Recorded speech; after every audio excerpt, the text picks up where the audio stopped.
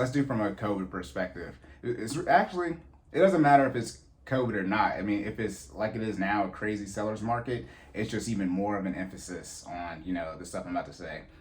So the main thing, let's go for your single, right? So if you're single, it really is different because if you're single and you want to get married and you're a guy, usually, your wife doesn't like the house that you buy anyway because she didn't have any input on getting the house. So that's it. That's the situation I'm in, right? It's like, put in all this work and then you're like, babe, I want this house. Well, I'm not getting none of this time back. So I think, but then again, like I said, you define your goals. That's when you could keep the house, have it as an investment property, right? But then let's talk about which, millennials are getting married later. Both of you have a house. Mm-hmm. I don't know. You got to rent one out or you can sell one, right? That's when it goes to, like I was saying, how you want to have your portfolio set up, how you're going to handle debt. Because that's really what it comes to when buying a house. That's why I told y'all, when do you want to pay off the house? Mm-hmm. And the one thing people have to understand when they're trying to purchase a home, your primary residence, you cannot handle, for those who want to get into real estate, you cannot handle your primary residence purchase the same way you're going to handle all your other investment properties. You're going to have a home to live in, right? I don't know if it's the first one you buy, you might move, but you're going to have a home to live in. And if you don't have a home to live in, what are those people called? Homeless, right? So, and I'm saying that from an equity standpoint. Your primary residence, if you want to own it outright, remember outright ownership means no lien, right? So eventually you pay off your mortgage, you can never access that equity in the home and continue to own it outright unless you sell the home. But if you sell your only home, you are now homeless. So I know it gets sort of tricky with that, but that's what I would say, your primary residence, you handle that one way. So the best advice I would say is figure out, how you want your future to be set up. For those of you who are single, I know it's unfortunate, but you have to think about, how am I going to merge this home into a marriage, right? Because are you going to put them on the mortgage right now? They're not on it. You have the possibility, the later you get married, the more likely somebody has to have a home. Now you got to figure out how you're going to consolidate these two houses. You're not going to live in both of them. Are you going to rent one out? Are you going to sell one? So that's the first thing. You really got to plan out, if you're single, this home process and what the future is going to look like. That's the situation I'm in right now. So if you're single, I'm just going to rent. So for you, so what is your, I guess what I'm saying, what is your plan for if you meet a young lady? Yeah. We've already had this discussion. So I'm just keep it a band. The debt got to go. So that's one of the reasons I've been leaning towards not buying a house, literally, so that if it's like, how much student loan debt do you have? Because me, right? Yeah. The budget is going to be not even maybe financial house, because ain't gonna be no clothes in there. Hey, we talk about the hair and the nails in episode 5, right? And I would say, and obviously you don't have to, it would never come down to that, right? Because it's assuming, somebody I would be marrying, so it wouldn't be that big of a deal. Right. And also, if I'm marrying them, they're gonna be on board paying off the debt, so it don't matter anyway, because that you're not you're not getting proposed to. It's gonna be very clear. You got criteria. It's gonna be very well. This my brother would always say this. I don't got no kids, so why do I have to accept you with your kids? I don't got no debt. I mean, you ain't lying. Now if you got a house, that's different, brother. I mean, you got 6 figures. Oh, I don't want to. As Jordan said, I'm not doing baby steps again. Oh my goodness! And I did baby steps. I was still at home, but look, Jordan tell you, my budget was skimp. I paid for gas, insurance, and that was it. Everything else went to debt. Talk about breaking out budget.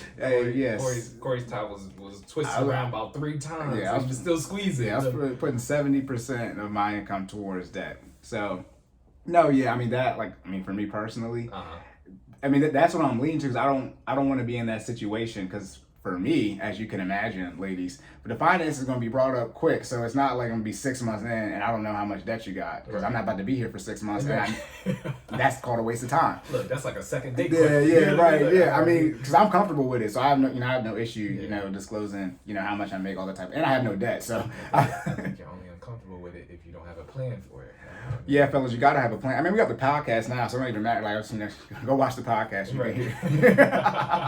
Before I have to explain all this stuff, so I guess I can just send her an episode or a clip. But no, I don't know how many men or women, anyone is in this situation, but people are experiencing now for those who are, getting out of debt. And it's like, how do you merge your finances with someone who has debt? Right. And I say, look, you don't want to be on this is actually for another question that's coming up, but you don't want to be on the same page when it comes to finances with your spouse.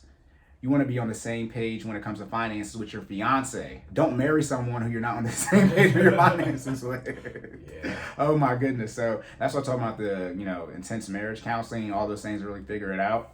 Because when you're trying to buy a house, the true best advice, let's switch to married people, is y'all got to be clear cut on exactly, are we getting into real estate? Like I said, real estate isn't for everybody. So it's okay if y'all not trying to get into real estate. As I said last time, doesn't matter if you're getting a 15-year or 30, don't get an ARM, adjustable rate mortgage, right? Get a fixed rate. Doesn't matter if you get a 15 or a 30-year. When are you going to pay off the mortgage? So for married couples, the best advice is to have that stress test of your different ideas and figure out, how you guys are going to move forward with the home purchasing process. Are you going to do private school or are you going to do public school? If you're going to do public school, do you like the area, right, that you can afford, right? Because, obviously use the best schools, quote unquote, public school, higher cost of living for the houses there. So you have to plan out all those things before you even start, looking at houses. Then when it actually comes to the financial side of things, I already mentioned this, high cash position. I recommend, if you can, come with that 20%, that 20% down payment, so you can avoid PMI.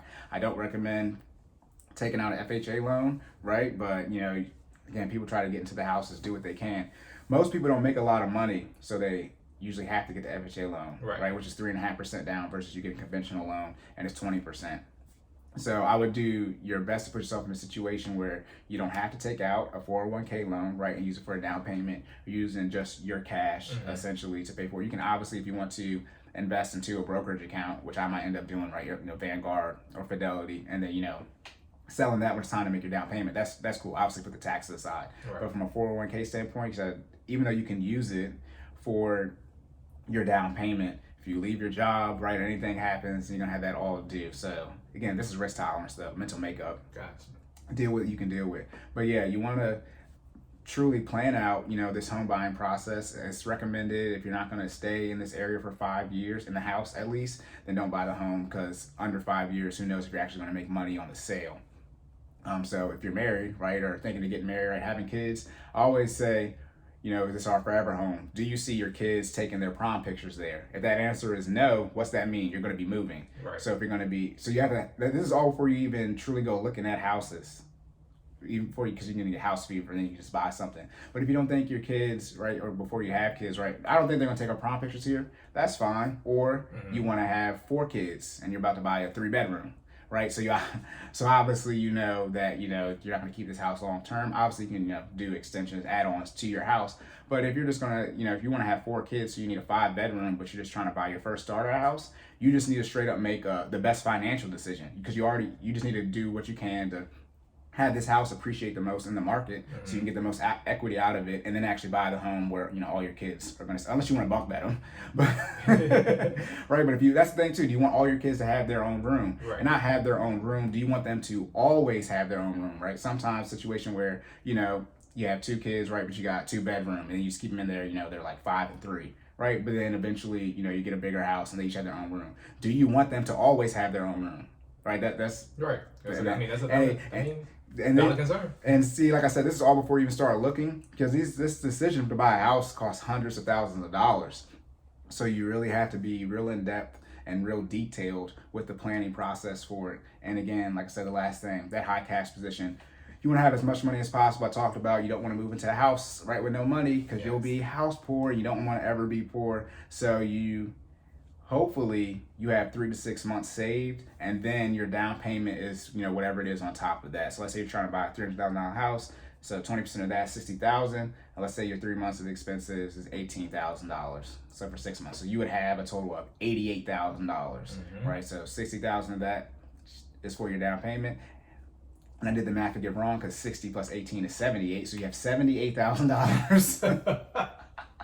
You have $78,000, and $60,000 that's for your down payment. Then when you move into the home, you still have your emergency fund of $18,000 sitting there. And again, adjusted for COVID, You probably want even a little bit more than that. Or on top of this, people usually do the inspections, right? You say, okay, they'll pay for the inspections, right? And so we have to pay for that. During COVID, you're paying everything. It doesn't matter if you get inspections or not, because you're not gonna be able to get the house. With Right. the seller's not paying for whatever work needs to be done for the inspection, so they don't even do the inspections. Right.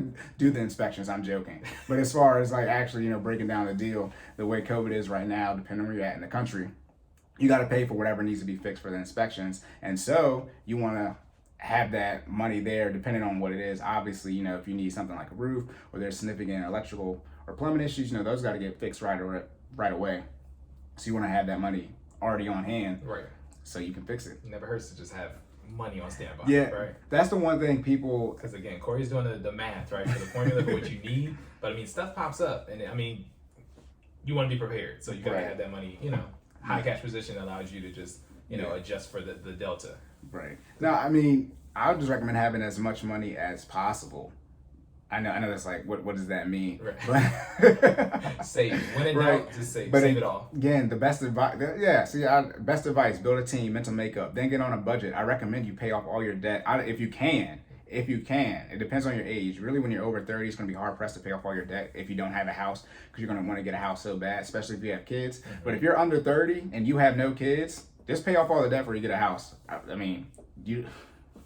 So much easier. Yeah, it's so much easier. And like right now, due to COVID, right, we have a lot of debt. People don't have to pay it. But once all the debt is due, right, your student loans, all these things get back into your budget, you're going to see how much money you don't have. Really, when you're buying a house, you want to have anywhere. I've seen some low numbers. They say spend no more than like 15-20% for your mortgage payment, right? Which is like, some people are like, what, right? But anywhere, 15, 20, 25%, 30% for your mortgage payment. That's the funny, Jesus Christ. Think about this. When you go get a mortgage, what do they look at? They want to make sure your debt to income ratio isn't above 36%. But how is debt to income ratio calculated? It's your monthly debt payments as a numerator divided by your gross for the month. But ladies and gentlemen, you don't get to spend your gross. Why are they using money that you don't have to calculate your debt to income ratio? Exactly. So your debt to income ratio is higher than whatever they say it is, because they're using a dollar amount that you don't have.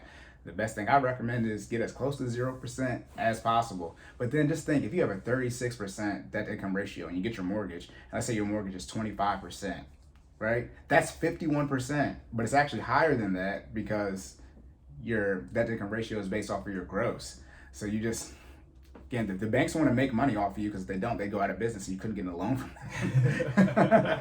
That's what it says, so pay attention to that. But yeah, best advice is single or married, plan out the house purchase. Obviously, if you're single and you're looking to get married, it's harder to do that. But plan out how this house is going to impact you actually getting married. And for those of you who are married and haven't bought a house yet, you guys need to do some intense planning. I say reverse engineer your debt and figure out how you want your entire portfolio, your entire estate, not real estate, but your estate set up for your net worth. And again, if you haven't done this yet, go through marriage counseling, right? Yes. Go through marriage counseling if you haven't done that. If you're listening to this and you're like, I don't even know how, some married people don't even know how much their spouse makes. I don't even know what you be doing. Yeah. We didn't even really talk on joint bank accounts yet, but like, kind of communicate. Yeah.